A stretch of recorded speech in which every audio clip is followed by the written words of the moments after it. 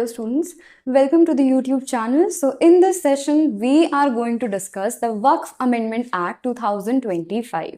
So as you all know, in the last year 2024, the Waqf Amendment Bill was introduced in the Lok Sabha, but in the year 2025, the Waqf Amendment Bill has been passed by the Parliament. It has also received the assent of President Murmu. So इसी Waqf Amendment Act को आज इस session में हम आसान तरीके से समझेंगे। तो सबसे पहले जो पॉइंट्स हम आज डिस्कस करेंगे दैट विल बी वक्फ क्या होता है, क्या ये रिलीजियस इशू है या फिर ये प्रॉपर्टी इशू है। वक्फ की अगर हम बात करें तो क्या नॉन मुस्लिम भी अपनी प्रॉपर्टी को डोनेट कर सकते हैं, विमेन के वक्फ में क्या राइट्स हैं, एज वेल एज अगर वक्फ प्रॉपर्टी जो होती है उसको डोनेट किया जाता है या फिर एक्वायर किया जाता है। तो यही कुछ पॉइंट्स हम आज डिस्कस करेंगे। सबसे पहले क्वेश्चन है व्हाट इज वक्फ। वक्फ होता क्या है? तो साफ सीधे शब्दों में कोई भी पर्सन जब अपनी प्रॉपर्टी को डोनेट कर देता है फॉर चैरिटेबल पर्पसेस या फिर फॉर रिलीजियस पर्पसेस, तब वो जो डोनेटेड प्रॉपर्टी बनती है दैट बिकम्स अ वक्फ। तो अगर कोई पर्सन अपनी मूवेबल या फिर इमूवेबल प्रॉपर्टी को डोनेट कर देता है in the name of their God for charitable और रिलीजियस पर्पसेस, तब वो प्रॉपर्टी बन जाती है वक्फ प्रॉपर्टी। याद रहे ये जो डोनेशन होता है, ये जो ट्रांसफर होता है, ये एक परमानेंट ट्रांसफर है।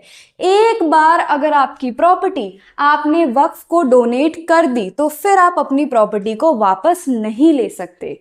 इसीलिए हम बोलते हैं once a Waqf always a वक्फ। ये जो ट्रांसफर है ये परमानेंट ट्रांसफर होगा। वक्फ प्रॉपर्टी को ट्रांसफर करने वाला, डोनेट करने वाला कहलाता है वाकिफ, और यही प्रॉपर्टी मैनेज की जाती है डिफरेंट बोर्ड्स के द्वारा। सो सिंपल, एक पर्सन जिसने अपनी प्रॉपर्टी को डोनेट किया in the name of God for religious and charitable purposes, वो प्रॉपर्टी वक्फ बन गई। डोनेट करने वाला कहलाएगा वाकिफ। अब हम बात करते हैं इस प्रॉपर्टी की मैनेजमेंट के बारे में। तो जब हम बात करते हैं वक्फ प्रॉपर्टी, तो ये प्रॉपर्टी मैनेज करता है स्टेट वक्फ बोर्ड।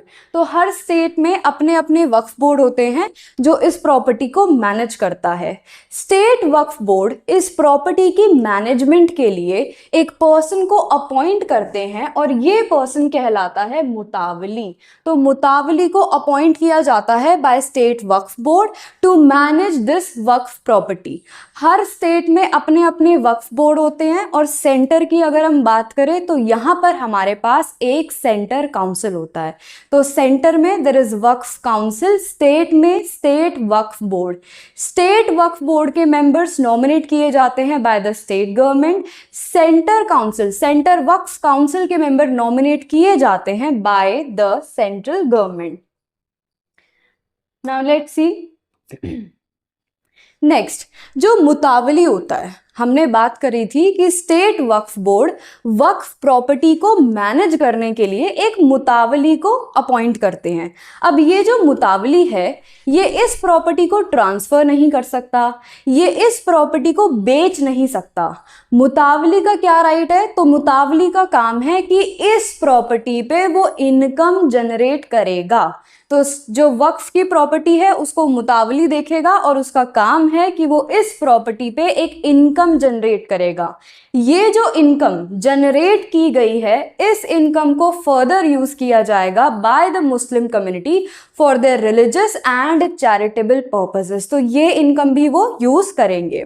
उसके बाद इस इनकम का 7% जो है इस इनकम का वो कंट्रीब्यूट किया जाएगा to the state Waqf board.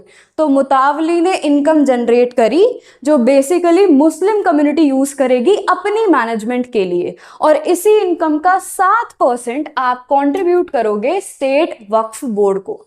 हमने बात करी थी हर स्टेट का अपना अपना एक स्टेट वक्फ बोर्ड होता है और इसके मेंबर स्टेट ही नॉमिनेट करता है।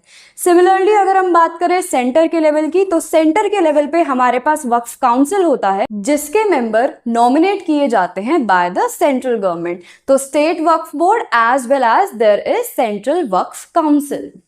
नाउ अगर हम बात करें सेंट्रल लेवल की तो हमारे पास काउंसिल है। Next, if we talk about dispute management, अगर वक्फ प्रॉपर्टी से कोई भी डिस्प्यूट रिलेटेड मैटर है, कोई भी प्रॉब्लम आ रही है उस प्रॉपर्टी को मैनेज करने में, या किसी भी पर्सन को कोई भी इशू है, तो फिर उन सारे इश्यूज को रिजॉल्व करने का काम है वक्फ ट्राइब्यूनल्स का।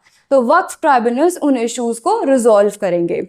Now let us revise. सबसे पहले वक्फ क्या होता है? कोई भी पर्सन जब अपनी प्रॉपर्टी को डोनेट करता है in the name of their God, it becomes a Waqf property. ये जो डोनेशन होता है, ये जो ट्रांसफर होता है, ये परमानेंट होता है। एक बार प्रॉपर्टी वक्फ बन गई, आप उस प्रॉपर्टी को वापस नहीं ले सकते। इस ट्रांसफर में जो प्रॉपर्टी दी जाती है, उस प्रॉपर्टी को स्टेट लेवल पे स्टेट वक्फ बोर्ड मैनेज करता है, जहां पर वो मुतावली को अपॉइंट करते हैं, जो इसी प्रॉपर्टी के ऊपर एक इनकम जनरेट करते हैं। ओके, ये सारी चीजें जो हमने अभी तक पढ़ी, this was given by the Waqf act 1995। तो जो वक्फ एक्ट था वो इन्हीं सारी चीजों को क्लियरली मैनेज करता था। अगर हम बात करें इंडिपेंडेंस से लेके साल 1995 की, तो हमारे पास बहुत सारे अलग अलग एक्ट आए थे इन्हीं वक्फ प्रॉपर्टी को मैनेज करने के लिए, इन्हीं वक्फ प्रॉपर्टी को इश्यूज को रिजॉल्व करने के लिए। बट क्योंकि इन सारे एक्ट्स में किसी ना किसी तरह की प्रॉब्लम रही, क्योंकि ये एक्ट्स कहीं ना कहीं से कंट्रोवर्शियल रहे, इसी चीज को चेंज करने के लिए, इसी लैक्यूने को हटाने के लिए हम नया वक्फ अमेंडमेंट बिल 2025 लेके आए। क्योंकि पहले भी हम बहुत सारे बिल्स, बहुत सारे एक्ट ला चुके थे, बट इनमें कुछ ना कुछ प्रॉब्लम्स थी, कुछ ना कुछ कंट्रोवर्सीज थी। उसी चीज को हटाने के लिए, रिमूव करने के लिए हम लेके आए वक्फ अमेंडमेंट बिल 2025। अगला सवाल ये उठता है कि 2025 में क्या पहली बार वक्फ में अमेंडमेंट लाई गई है? So the answer is no. इससे पहले भी साल 2013 में वक्फ एक्ट में हम अमेंडमेंट ला चुके हैं। तो साल 2013 में जो अमेंडमेंट लाई गई थी, it was introduced by the Sachar committee report. तो एक सचर कमेटी बनाई गई थी which was headed by justice Rajendra. इसी सचर कमेटी ने इस चीज को एनालाइज किया था और उसके बाद अपनी रिपोर्ट सबमिट करी थी। अब अगर हम देखें रिपोर्ट, ये जो सचर कमेटी बनी थी, इसका काम था कि ये जो मुस्लिम कम्युनिटी है उसकी सोशल, इकोनॉमिक और एजुकेशनल कंडीशंस को स्टडी करे, एनालाइज करे। 2005 में मुस्लिम कम्युनिटी की social, economic as well as educational conditions को एनालाइज किया गया और उसके बाद साल 2006 में सचर कमेटी ने अपनी रिपोर्ट सबमिट करी। इस रिपोर्ट में एक मेजर सेक्शन था that was on status and potential of Waqf property, जिसमें मेजर कंसर्न्स रेज किए गए। तो सचर कमेटी थी 2005 में, उसने मुस्लिम कम्युनिटी की कंडीशंस को एनालाइज किया और साल 2006 में अपनी रिपोर्ट को इन्होंने सबमिट किया। इनकी रिपोर्ट में कुछ मेजर कंसर्न भी रेज की गई। तो मेजर कंसर्न थी, साल 2006 में हमारे पास भारत में 4.9 लाख रजिस्टर्ड वक्फ प्रॉपर्टी थी। कितनी थी? 4.9 लाख। उसके बाद टोटल एरिया की अगर हम बात करें, सो इट वाज 6 लाख एकड़। हाईएस्ट कंट्रीब्यूशन इसमें से वेस्ट बंगाल और उत्तर प्रदेश का रहा। मार्केट वैल्यू की बात करें तो इस प्रॉपर्टी की market value 1.2 lakh crore rupees थी। इसी प्रॉपर्टी की अगर बुक वैल्यू की बात करें तो it was around 6000 crore rupees. लेकिन इतनी ज्यादा लैंड होल्डिंग और मार्केट वैल्यू होने के बावजूद भी, जब आपकी इतनी सारी लैंड होल्डिंग है और इतनी मार्केट वैल्यू है, इसके बावजूद भी इससे जो इनकम जनरेट की जा रही थी that was only 160 crore rupees.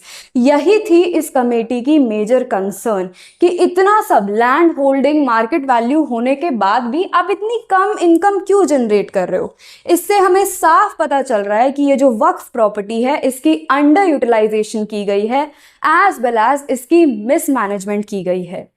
Later on इसी रिपोर्ट को सबमिट करने के बाद सचर कमेटी ने यह भी कहा कि क्योंकि यहाँ पर रेट ऑफ रिटर्न सिर्फ 2.7% है, अगर इसी प्रॉपर्टी को हम बेटर तरीके से मैनेज करें, बेटर तरीके से यूटिलाइज करें, तो मुस्लिम कम्युनिटी की सोशल, इकोनॉमिक और एजुकेशनल कंडीशंस को काफी बेटर बनाया जा सकता है। आफ्टर सबमिटिंग दिस रिपोर्ट कुछ रिकमेंडेशन भी सबमिट की गई बाय सचर कमेटी। इन्होंने रिकमेंडेशंस दी, पहला, स्ट्रिक्टर रूल्स होने चाहिए, वक्फ के रिगार्डिंग जो रूल्स बनाए गए हैं वो और स्ट्रिक्टर हो, डिजिटल रिकॉर्ड कीपिंग होनी चाहिए, पावर ऑफ वक्फ ट्रिब्यूनल्स को जो हम पावर दे रहे हैं, विमेन की रिप्रेजेंटेशन होनी चाहिए, टाइमली वक्फ में सर्वे किया जाना चाहिए, नॉन मुस्लिम मेंबर्स की भी रिप्रेजेंटेशन होनी चाहिए, और लेटर ऑन इन सारी रिकमेंडेशंस को मद्देनजर रखते हुए ईयर 2013 में वक्फ अमेंडमेंट एक्ट पास हो गया था। आगे चलते हैं। Now These all were the Waqf act. तो ये हमारे रिसेंट सारे वक्फ एक्ट रहे। 2013 में पहली बार अमेंडमेंट आया था। बात करें 8 अगस्त 2024 की, तो 8 अगस्त 2024 में लोकसभा में वक्फ अमेंडमेंट बिल इंट्रोड्यूस किया गया, बट क्योंकि ये बिल हाईली क्रिटिसाइज हुआ, बहुत सारा क्रिटिसिज्म इसने फेस किया, तो इसीलिए हमने इस बिल को जॉइंट पार्लियामेंट्री कमेटी को सबमिट कर दिया।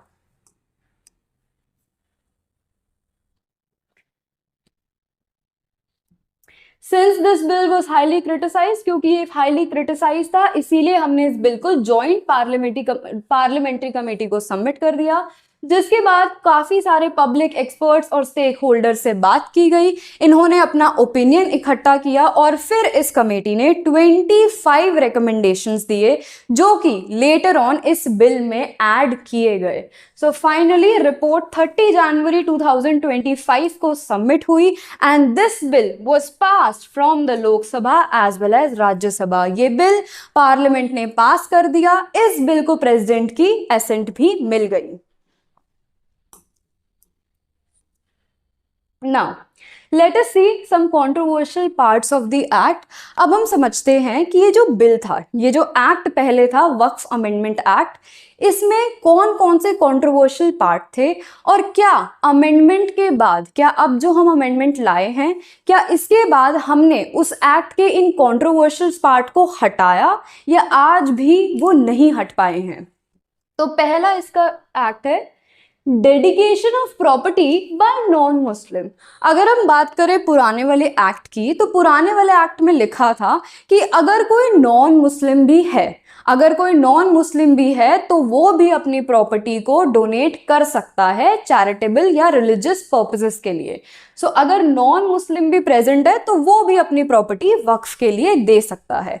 बट अगर हम बात करें नए एक्ट की, तो ये जो अमेंडमेंट आया है इसमें साफ लिखा गया है कि वो पर्सन जो लास्ट 5 ईयर्स से इस्लाम प्रैक्टिस कर रहा है, कोई भी पर्सन जो लास्ट 5 ईयर्स से इस्लाम प्रैक्टिस कर रहा है, सिर्फ वही पर्सन अपनी प्रॉपर्टी को एज अ वक्फ डोनेट कर सकता है।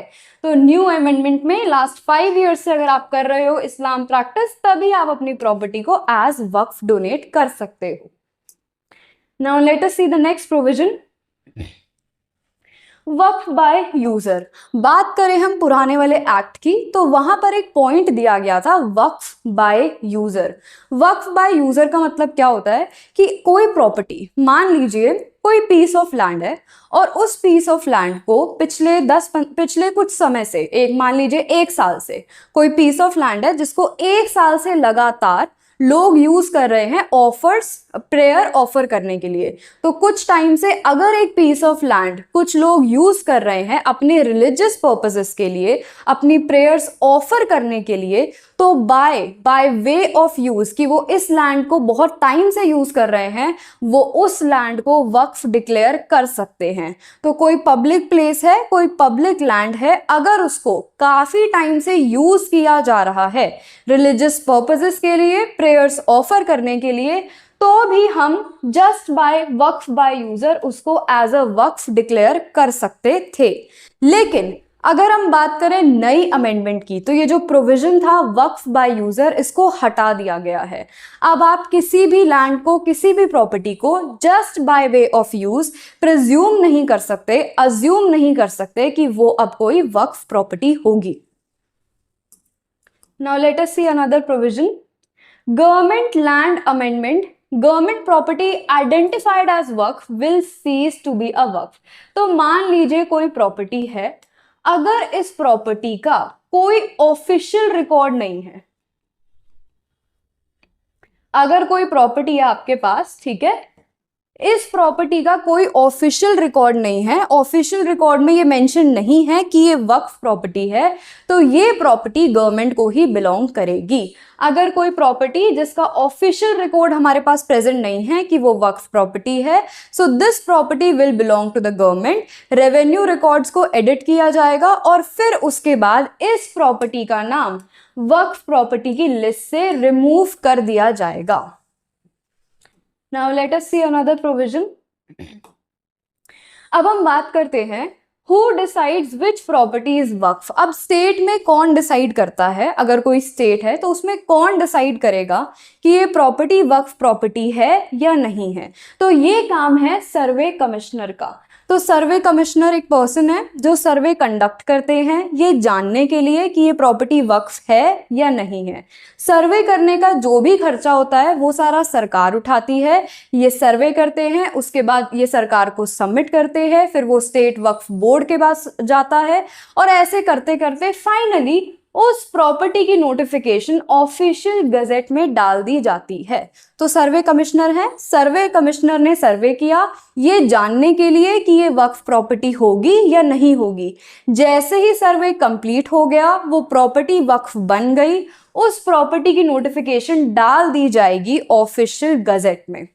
दूसरा पॉइंट, अगर कोई पर्सन अब इससे खुश नहीं है, अगर कोई पर्सन कहता है कि जिस प्रॉपर्टी का उल्लंघन, जिस प्रॉपर्टी का मेंशन, जिस प्रॉपर्टी को आपने ऑफिशियल गजेट में मेंशन किया है वो एक वक्फ प्रॉपर्टी नहीं है, तो अगर कोई प्रॉपर्टी जो ऑफिशियल गजेट में मेंशन है अगर वो वक्फ प्रॉपर्टी नहीं है, कोई पर्सन ऐसा चैलेंज कर रहा है, तो ये चैलेंज करने का पीरियड आपके पास केवल 1 साल का है।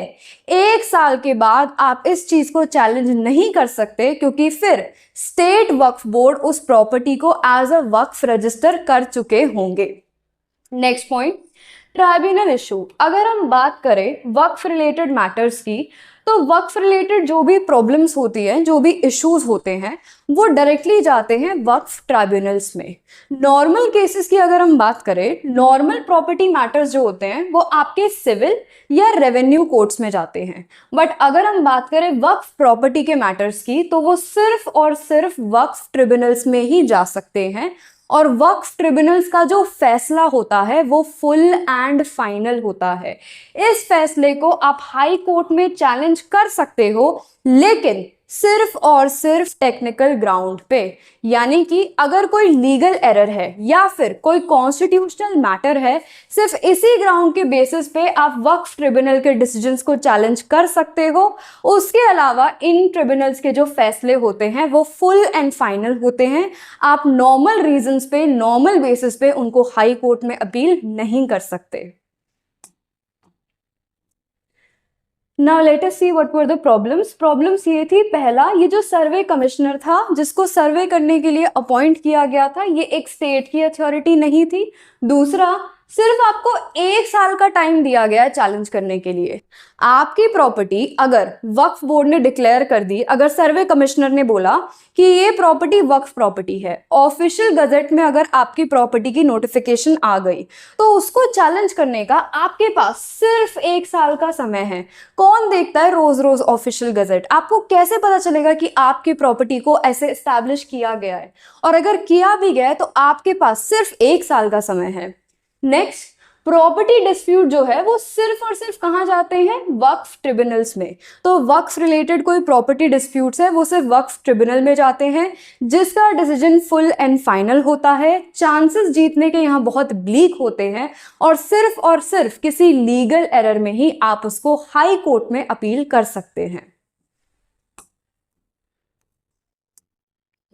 बात करें पोस्ट अमेंडमेंट चेंजेस की, तो अमेंडमेंट के बाद जो चेंजेस लाए गए हैं, पहले सर्वे कर रहा था आपके सर्वे कमिश्नर, उनको चेंज करके अब सर्वे करेंगे डिस्ट्रिक्ट कलेक्टर।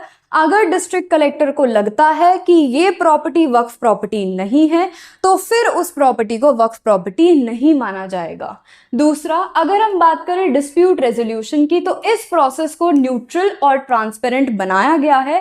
पहले क्या हो रहा था कि अगर ट्रिब्यूनल का कोई ऑर्डर है, ट्रिब्यूनल का अगर कोई ऑर्डर आया है तो आप उसको हाई कोर्ट में चैलेंज नहीं कर सकते थे। सिर्फ और सिर्फ कब कर सकते थे कि अगर कोई लीगल एरर है तो पहले अमेंडमेंट से पहले क्या था, ट्राइब्यूनल का कोई ऑर्डर आया, आप उसको हाई कोर्ट में अपील कर सकते हो सिर्फ लीगल एरर के ग्राउंड पे। लेकिन अगर हम अभी की बात करें तो कोई भी डिसीजन जो ट्रिब्यूनल का आया है, ट्रिब्यूनल का जो भी ऑर्डर है, आप उसको डायरेक्टली जाके हाई कोर्ट में चैलेंज कर सकते हो with in a period of 90 days. तो यहाँ पे कोई लीगल एरर, कोई कॉन्स्टिट्यूशनल मैटर की कंडीशन नहीं है। ट्रिब्यूनल का कोई ऑर्डर आया, ट्रिब्यूनल का कोई डिसीजन आया, आप उससे सहमत नहीं हो, आप सीधा हाई कोर्ट में अपील करोगे with in the period of 90 days. Next, अगर हम बात करें लिमिटेशन पीरियड की, तो लिमिटेशन पीरियड बेसिकली एक लीगल डॉक्यूमेंट है, ये लीगल टाइम पीरियड बताता है कि इसी समय के अंदर अंदर आप किसी चीज को चैलेंज कर सकते हो। अकॉर्डिंग टू दिस, अगर कोई इंडिविजुअल है और अगर उसकी प्रॉपर्टी को इलीगली ऑक्यूपाई कर लिया गया तो फिर आपके पास 12 साल तक का टाइम होता है केस फाइल करने के लिए। अगर यही प्रॉपर्टी गवर्नमेंट प्रॉपर्टी है और उसको इलीगली ऑक्यूपाई कर लिया गया तो आपके पास टोटल 30 इयर्स का टाइम पीरियड है उसको चैलेंज करने के लिए। बट अगर हम बात करें वक्फ प्रॉपर्टी की, तो यहाँ पर वक्फ एक एक्सेप्शन था, वक्फ पर यह रूल अप्लाई नहीं करता। मतलब अगर कोई 100 साल पुरानी प्रॉपर्टी भी है तो उसको वक्फ चैलेंज कर सकता है। लेकिन आफ्टर न्यू अमेंडमेंट, जब नई अमेंडमेंट लाई गई तो इस एक्सेप्शन को रिमूव किया गया, यानी कि ये जो चैलेंज का अनलिमिटेड टाइम पीरियड था इसको प्रॉपरली सेट किया गया, एज वेल एज वो जो 1 ईयर का टाइम पीरियड था उसको भी रिमूव किया गया। पहले क्या था कि अगर कोई इंडिविजुअल है उसकी प्रॉपर्टी को अगर वक्फ ने ऑक्यूपाई कर लिया तो सिर्फ वो 1 साल के अंदर अंदर ही इसको चैलेंज कर सकता है। अमेंडमेंट के बाद इस प्रोविजन को भी रिमूव किया गया, आप उस प्रॉपर्टी को लेटर ऑन भी चैलेंज कर सकते हो। नेक्स्ट, अगर हम बात करें वक्फ में विमेन राइट्स की, तो वक्फ में एक कॉन्सेप्ट था वक्फ अलल औलाद का। ये कॉन्सेप्ट बेसिकली ये बोलता है कि अगर कोई फैमिली है और उसमें सारे लीगल एयर्स खत्म हो जाते हैं तो उसके बाद जो बची कुची प्रॉपर्टी होगी उस फैमिली की वो एज इट इज वक्फ के पास ट्रांसफर हो जाएगी। कोई फैमिली है, उसके कोई लीगल एयर्स नहीं बचे तो सीधा उसकी प्रॉपर्टी वक्फ के पास चली जाएगी। अब यहाँ पे लीगल एयर्स में मैरिड विमेन और डॉटर्स को कंसिडर नहीं किया जाता था। तो अगर किसी फैमिली में कोई मेल लीगल एयर नहीं है बट मैरिड फीमेल्स या डॉटर्स मौजूद हैं तो भी उनकी प्रॉपर्टी वक्फ में चली जाती थी। बट अमेंडमेंट के बाद हमने इसको रिमूव किया। दैट मीन्स कि अगर किसी फैमिली में मैरिड विमेन या फिर डॉटर्स मौजूद है तो फिर वो प्रॉपर्टी डायरेक्ट वक्फ को ट्रांसफर नहीं होगी। अगर हम बात करें वक्फ के अंदर कॉम्पोजिशन ऑफ अथॉरिटीज की, so the first is Waqf board and Waqf council. Waqf board के अंदर पहले सारे मुस्लिम मेंबर्स होते थे, लेकिन अब 11 में से 2 मेंबर्स होते हैं नॉन मुस्लिम। तो पहले बोर्ड में सारे मुस्लिम मेंबर्स थे लेकिन अब 2 नॉन मुस्लिम मेंबर्स है। और ये जो नॉन मुस्लिम मेंबर्स है ये सिर्फ और सिर्फ administration of charity related matters में, रिलीजियस मैटर्स में नहीं काम करते, सिर्फ एडमिनिस्ट्रेशन रिलेटेड मैटर्स में काम करते हैं। बात करें वक्फ काउंसिल की, तो वक्फ काउंसिल में अमेंडमेंट से पहले सारे मुस्लिम मेंबर्स थे, लेकिन अमेंडमेंट के बाद 2 मेंबर्स, 22 में से जो 2 मेंबर्स हैं वो नॉन मुस्लिम मेंबर्स हैं। और ये जो नॉन मुस्लिम मेंबर्स हैं ये सिर्फ और सिर्फ एडमिनिस्ट्रेशन देखते हैं, वहां के रिलीजियस रिलेटेड मैटर्स नहीं देखते। बात करें अगर हम वक्फ ट्रिब्यूनल की, तो पहले वक्फ ट्रिब्यूनल में एक मुस्लिम लॉ एक्सपर्ट बैठते थे, बट अमेंडमेंट के बाद ये चेंज कर दिए गए and it became a former district जज एज अ चेयरमैन। तो पहले वहाँ पे मुस्लिम लॉ एक्सपर्ट बैठते थे, बट अभी इसको चेंज करके हमने फॉर्मर डिस्ट्रिक्ट जज को बिठाया है वहाँ पर chairman. All right. So I hope by the end of this session, by the end of this video, the new Waqf Amendment Act has been clear to all of you. All right. Thank you so much.